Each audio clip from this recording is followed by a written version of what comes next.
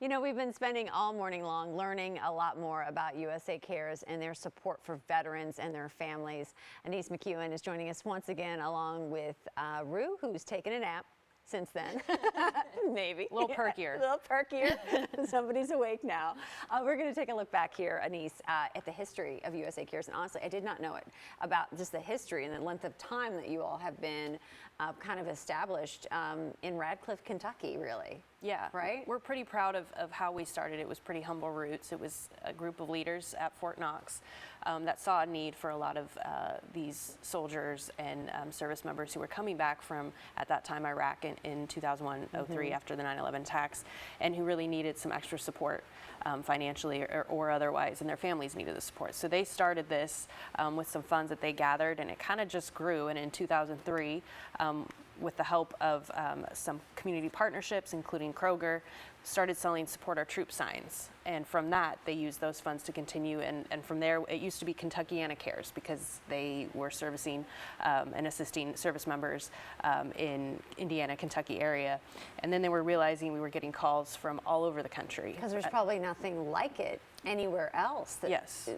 No wonder you started getting inundated with requests everywhere. Right, and an organization that can give immediate, impactful, and really critical assistance when they need it was important. So as we grew, so did our need, and so we turned into USA Cares rather than Kentuckiana Cares, and turned into a 501c IRS registered nonprofit.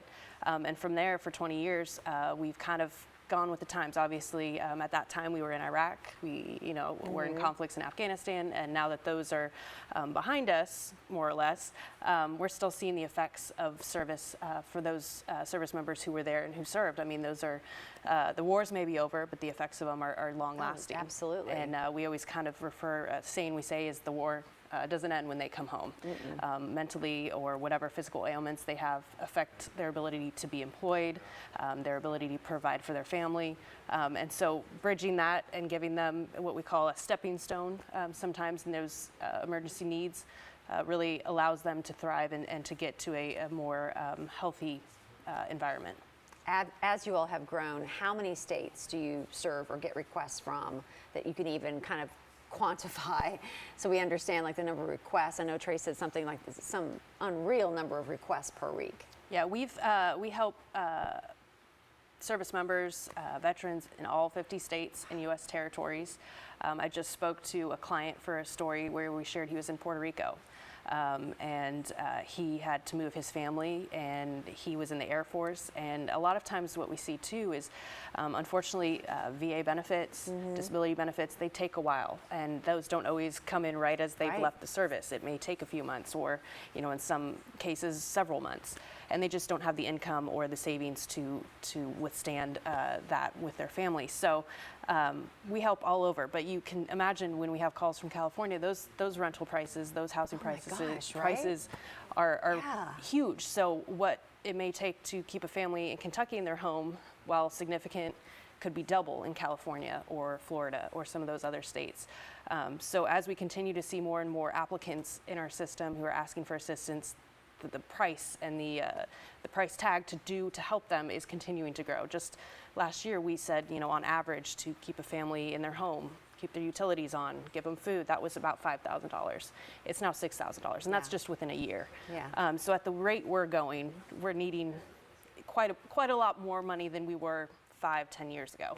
So what is the process if somebody wants to, they're watching and they think, I need to get a veteran to your path, right?